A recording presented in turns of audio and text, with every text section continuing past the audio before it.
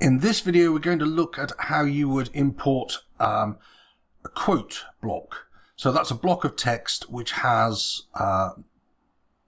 specific treatment to it, dependent on the theme.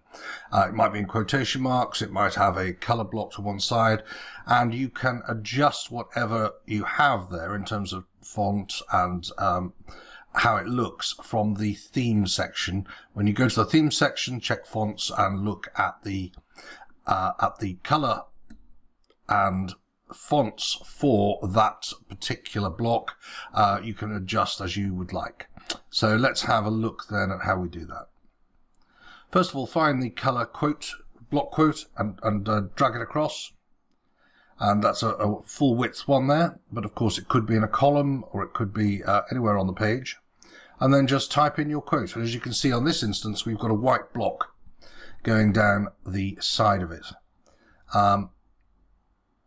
But some of the themes will have question marks and parentheses or whatever, and you just work with the theme that you've got. Then you can move it around, and the idea is that you can put it into blogs, and it's particularly useful, of course, when you're quoting somebody or when you want to draw attention to a particular paragraph or sentence in your blog. Okay, that is quotes.